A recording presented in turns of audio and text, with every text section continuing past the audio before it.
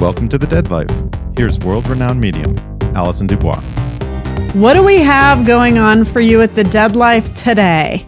Well, we have a very special guest today. Some of you might know her from the very popular podcast, Crime Junkie AF, the one and only Ashley Flowers. Hello. I also have your favorite astrologer, Tom McMullan, here to weigh in on this episode. Ashley and I were talking about past lives recently and astrological readings. She had never had her chart read, so I introduced Ashley Flowers to Tom McMullan to see what Tom would uncover in a crime junkie's birth chart. So buckle up for what will prove to be an eye-opening episode today. So stay tuned. To book a reading with me, email us at booking@AllisonDuBois.com. If you have a life reading for me and Sophia for my Love Me, Love Me Not segment, leave your questions at 802-332-3811. If you want to watch past and present episodes of The Dead Life, you can follow me on YouTube. Please like and subscribe. Go to AllisonDuBois.com for more information about what I'm up to.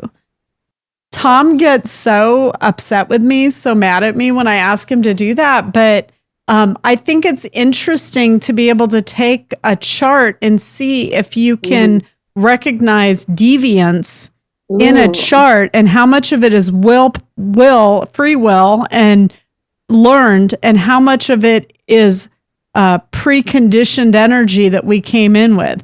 So that's why I had him run the charts. I wanted to know, what would they have looked like had they done something like ignoring their instinct to hunt? Yeah. What would their life have looked like then?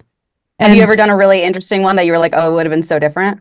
Well, I would say Ted Bundy. Ted Bundy was. I get the sense that when someone comes in with they come in a victim of very horrible things in their past, there's two choices. One that can overcome them and become a proponent for others who have gone through that, or they stay the victim and they want to, get somebody back for it. That's like ingrained in them to repeat it. So most of them have mommy issues, like severe. That's why I don't like doing this, Ashley, because I go into their energy and I don't like going into that space. And absent fathers. See, I can't stay objective in my readings. I completely become in that person's energy. And me too. So, I know. I mean, that's what we do. That's what we do. So, because people go, well, how do you do that? I go, I just do. That's what I do. I'm not a typical astrologer that's trying to analyze your chart, predict your future. Even with the things going on right now, the changes that are going on, I gave you the concept of what's going on and where it is in your career. And now you decide, you're in charge of your destiny, but what you know now about your past helps you make these decisions going forward, right? Does she not have like water in her chart? One element.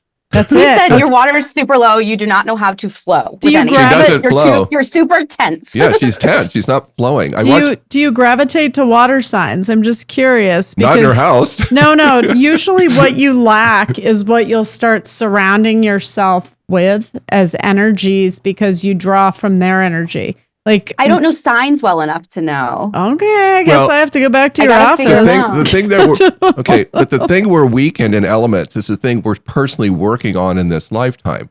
And so in your case, I laugh because you picked an Aries as a husband who's going to push your buttons, you see? So because he just does what he does, and you're like, okay, that you'll hold it. So you want to hold it, and I don't want you to. But if you pick someone that's going to push you, like we were talking about how competitive he's an Aries. Yes, how he's competitive. He's going to push. Because I said she has to win. She's a Sagittarian. And she says, if I know I'm not going to win, I won't even play. I just, I have to win. And I go, yeah. So that's where, you can really get intense with an Aries.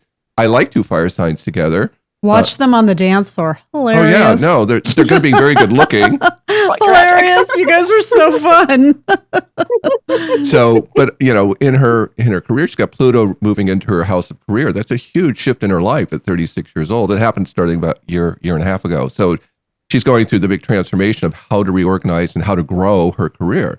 So giving her that information and what she's been going through already and how she is with her husband and how they do this together as Fred Astaire and Ginger Rogers is sort of like, a helpful way of knowing where you are right now in your life. Ren and Stimpy.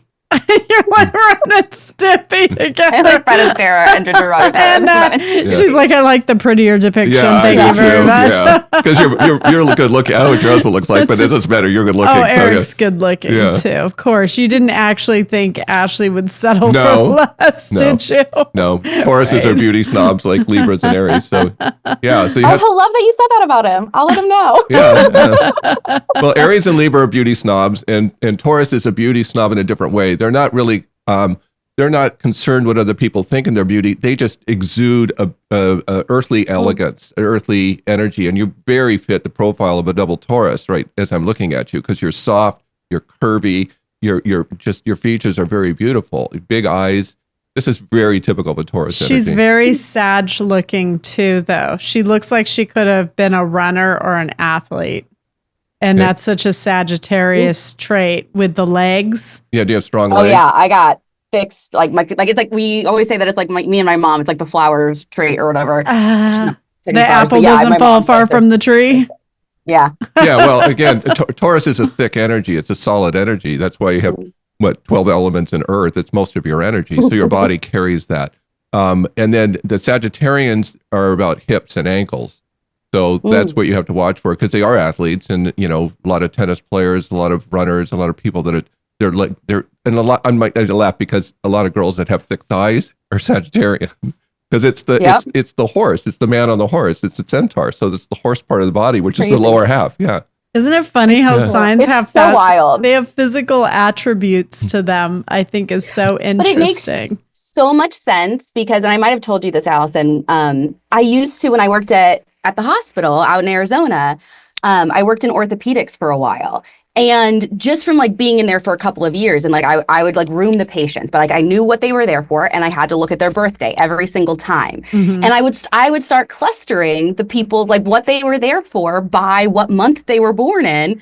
And everyone's like, I don't think that means anything. And I was like, I don't know, man. Everyone from October has like knee issues or whatever it was. So it's like, it's so wild that that's like actually came from somewhere and I wasn't just like making shit up. Yeah, It's a thing. It's a thing. I noticed that too with signs. I know you must as well, where you see certain signs exhibit particular characteristics and it just is what it is.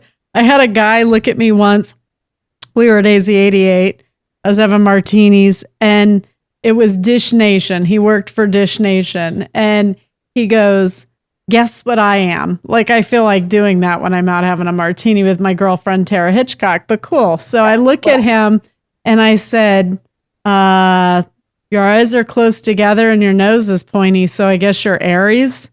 And he looked at me and he goes, oh my God, I am Aries. And then I looked at him and I said, is that your real nose? And he was like, you bitch. And I was like, yeah, Aries is concerned about their image anyway, their actual, especially men, and their face and their hair is Leo, but nonetheless, they're image conscious. It's because it is the me, how I look and how I am in public. And so I did a reading for a quintessential Aries who just was every physical part of him. It was Robert Downey Jr. And he is everything you just described in his face. His little beady eyes close together, very sharp thing. He's short and it's like a mosquito on crack. That man's energy just goes and goes and goes. So it was like his energy was so hyped because he was an Aries. And that's why the only way he could settle down was to meet a Capricorn. Yes, and he married a Capricorn. She grounds him. She grounded him. He married an earth sign, which is why Allison's saying you need some water in your life. You need some water. I'll send Sophia over. I have no earth. I have no earth in my chart, 0, and I was adopted to begin with. So that my foundation, and then I was adopted parents that really weren't there. So he's looking for roots. Yeah. In other words. And I used to move every 4 or 5 years, which is constantly moving from one thing to another. So my energy is all fire and air. So people without earth in their chart would be looking for roots. Yes, they just like Joe's foundation. All air. He's looking for roots, right. and they don't found a moon in Taurus. Yeah. Mm-hmm. So what was your takeaway after the reading? What really stood out for you? I'm curious. I mean, I got obviously super latched on to this motherfucker who left me. penniless. Good. It brought it to the surface. I truly like, it sounds bananas, or maybe not to you guys, but I was like, I just was so mad for like 3 days. And I felt like I could put my anger like to something. Are you talking about the guy from the past life? Yeah. Well, he's dead now, so like we're good. Yeah. Yeah. Have you had girlfriends that husbands cheated on them and left them and have any kind of reaction to it?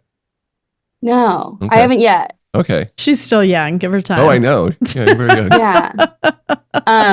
Yeah. Did you tell? We still got time. Did you tell your husband, "Don't you ever leave me? I'll kill you"? Yeah, I was like, I came home and told him like everything, and it's just like, again, it's more of like, and you said it in the call, like this isn't anything new, but it's a lot of like validating. It's validation. Stuff. Yeah, because I even told my husband, right, like you're like we are in a really good place because we've got like a financial advisory firm that like helps manage. Like, we've all these people like watching our money and like with us and multiple checkpoints and whatever. But even with all of that, I would always make this joke that like would get on my husband's nerves. Like anytime he would have me like sign a paper or whatever, I'm like, you're not trying to like take everything and like leave me and run off. Yes. And he's like, this joke isn't funny after 13. We've been together 13 years. And I was like, yeah, whatever. I don't know. It's your greatest and wound. It's your greatest. When I trigger. Was younger, my mom always thought it was so interesting because I would talk about my future, and it was me and my kids and my career, and like it never occurred to me that there would be a man there. And she's like, it was just so like abnormal, or not what she was seeing in like my friends or anything. They're all dreaming about their weddings, and I'm like, well, yeah, when I'm a lawyer and I have my 2 kids, and my mom watches my kids, and I'm perfectly happy. So it was. I felt like it just explained a lot of like the weird quirks I had or jokes I made for no reason. It was so I think it's important to anyone out there that is not sure why they are the way they are, maybe as a little kid even felt super misunderstood or born into the wrong family, or like you were a grumpy old lady, but you were 5, but you could see it in the photographs, but you looked like you'd been here before. I highly recommend a reading with Tom because it really does help to hear your story. You mentioned so many things in the reading with me, and you did the reading 20 years ago. Right. But you mentioned so many things that told me that I was okay, that I was exactly the energy I was born to be. And the fact that people didn't understand it was their problem. Right. And so hearing the reading and feeling understood on that soul level is just so valuable. And it helps you to move forward saying, I'm exactly where I'm supposed to be. I'm going to keep being me. I'm not changing for anyone. It makes you stop questioning that little voice in your head that asks, is it me? Is it me? Yeah. And it's like, no, it's there for a reason. And it's to teach you something, and you're supposed to get better and learn from it. And I mean, Tom said on the call, he's like, it's like 20 years of therapy in like an hour. And that's really like what it feels like. That's why I record it. It's a lot. No one can take notes. I know. Yeah. And I just going back even the second time listening, I was just like, there was just so much there. And I will tell you, the more you listen, the clearer it gets. You're like, oh, there it is again. There it is again. Yeah. I'm seeing the pattern. I'm seeing the pattern. So once you've had your birth chart looked at, would she get like a follow-up reading in a year? Yeah, that's a projection of the year and what to expect in that year? Because I tell them like what she's going on right now with the business and other things. And she's working on her independence right now because Uranus moved into her first house.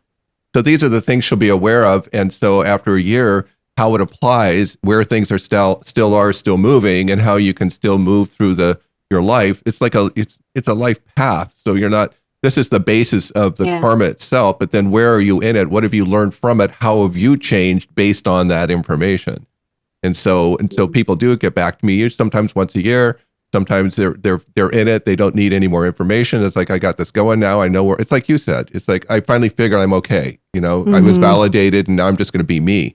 Yeah. But then they forget it, a lot of them, and then they go right back into doing it again, and then they'll go, oh, I read the recording 5 years later, and it's like, yeah, I'm still doing that. I'm like, okay, well, that's, you didn't do anything with it. It's sort of like you telling us what our tool chest it encapsulates, like what it holds, and you have to figure out how to best use those tools that you were born with to create whatever vision you have for your life, to manifest that life with those tools. Right. There's no judgment to any reading, because I always say in the beginning, I'm no judge of this character.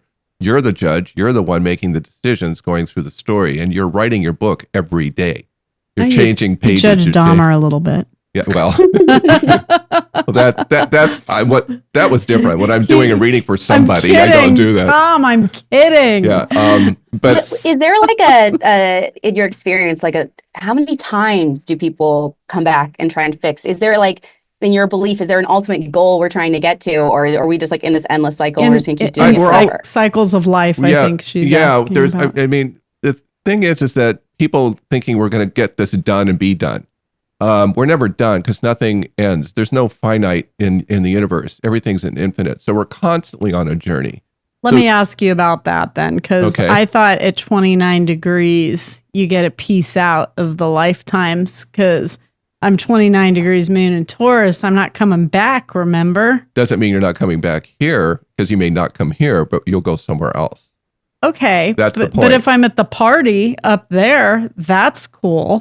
I just don't want to do this thing again. Well, then you're not having a good time. It's a lot. No, I feel like I've completed everything that I've ever been here before. Well, you became here to be a conduit to the two sides. So, you know, once you back the other side, you'll want to, there'll be something beyond the other side now. Yeah. Okay. Maybe I get to become an angel. Okay. Well, you already part of your work here already. So maybe I get elevated to angel status. I have no problem coming back, because I think how we leave is how we come back. And I really like who I am, and I like what I do in my soul, the service I've chosen to do. It's a calling more than a career, and I really enjoy all of it. And I did graduate from the school of I don't care what other people think. So I'm in charge of my life. So if I come back, I just want to do more of this in whatever format it takes. Okay. You see, that's true service. I just watched a documentary on children with past lives. And let me just say this. I saw a pattern of them coming back to do things that they hadn't gotten to do in a past life. Either they didn't have the relationship that they truly craved. They came back to fall in love, which women always assume it's their path, and it's not all women's path. And I say that to all the young women out there. Some of you are here to find your career and to hold your power. That doesn't mean to repel men with your strength. There's a balance to be struck here. And I think women hopefully are figuring that out now, because a lot of women are coming back for career stuff, I've noticed, or to close a loop somehow of something they didn't get in a past life. They didn't get to have children, or they had a child and it died. So they came back in this lifetime and they get to raise their child until the natural death of themselves, the mother. And that feels bad, like it heals something in them. So to me, I've seen a pattern in we come back until our life is fulfilled on all levels, in that we've done everything that our soul felt it needed to do. Right. But see, if we're not living through our soul and we're just living through our personality, then the world runs us. We don't run it. Kim Kardashian. Just kidding. Yeah. So when you're doing you're trying to make enemies. I don't care. I'm not coming back. Whatever. But doing soul work is the point of going. When I say to a woman, "What do you want?" They go, "What do you mean? What do I want?" You know, because they're to serve everyone. Well, you came in to serve others in like the upside down pyramid, where I'm here to serve everyone over me. But there is no balance in terms of you get to decide how you do that on your terms, which this lifetime you're doing. You're like, I'm going to do this, but I'm going to do it this way. I'm going to be in this field, and I'm going to use your gifts and your talents of your personality, and your nature is not going to change. Your nature is going to be what it is, but it's in terms of service on your terms, not ours. The personality is looking for outside of itself to tell us, what do you want me to be for you? And you're like, no, it's my turn to tell you what I'm going to do for you.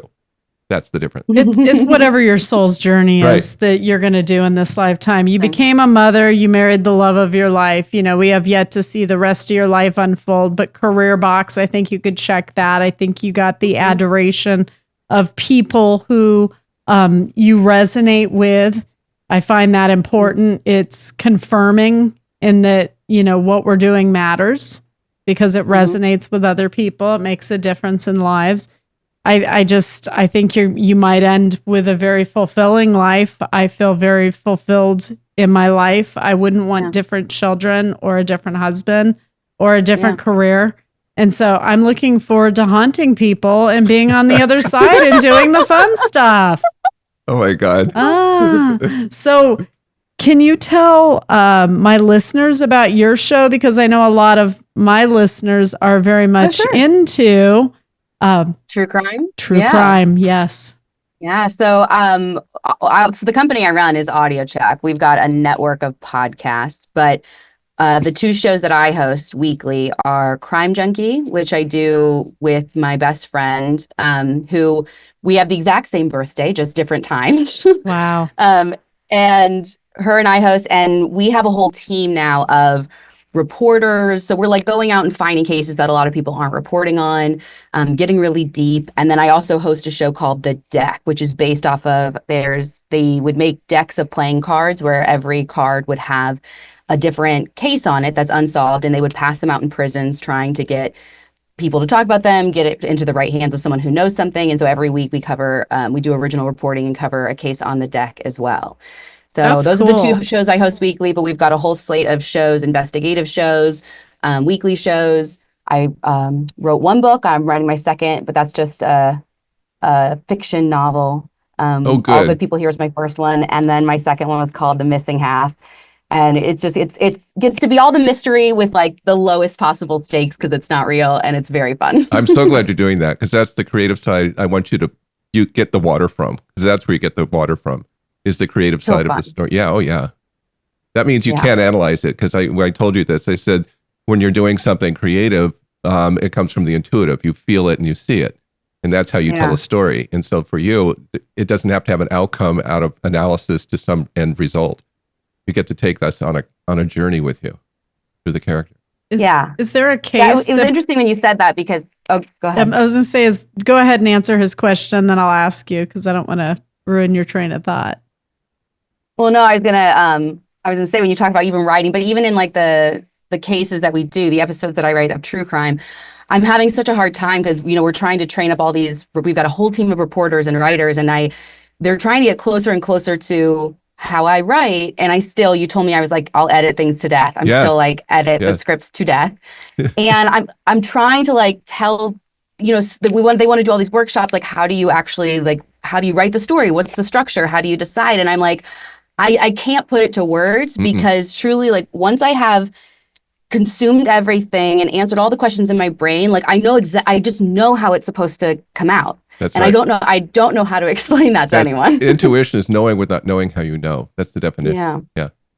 So I have a couple of just small questions. One, when you look at a murder, do you ever have DNA tests run on Jane Doe's from that county that they disappeared in over the years? Because often they're in a drawer at the coroner's office, or I want to. This is like the frustrating part is like, so we'll make suggestions as we like work with, especially when we have the connection, we work with law enforcement.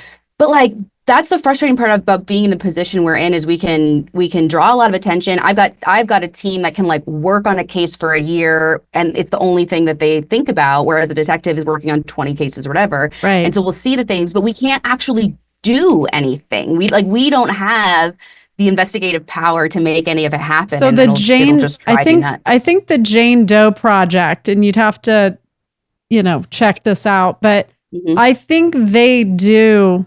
People can pay and they will run. Really? They'll have the DNA run on the bones of a particular person found in a particular week in an area at that time. So you might reach out to the Jane Doe project. Because I had wanted to work with them at one point, but they're afraid of what I do. So I was like, I'd love to help you fundraise for this project, but I'm a medium, so I have barriers you don't have. So maybe that will work for you. But I just thought that makes a lot of sense. There's a lot of bones and a lot of DNA that was collected on people who were unidentified remains that could break cases that have just been sitting in drawers, cataloged in the police department or wherever they're held for decades. And we've done some work with the DNA Doe Project, who works with law enforcement. But you have to get like law enforcement on board to like submit it to them. And usually that's not like trying to connect anything. That's just, haven't known who this person is for like 30 years. But I'll definitely check this one out. I think the Jane Doe Project might be able to help you get through some of that red tape. Okay. That would be really, really cool. And last question, is there a case that haunts you? There's so many cases that haunt me. Everyone asks like if I have like one, and I don't. Right. But I also have this like weird ability to, like, I can catalog. If you talk to me about any case I've ever covered, I know every detail. Like, it's not lost on me. I know the names. I know the places. I know like more than anything else. And so like I don't think there's like one that looms over me. I mean, I think I'm in there will be like 2 or 3 cases that throughout the year I'm like deep investigating, not just doing like a week episode on it.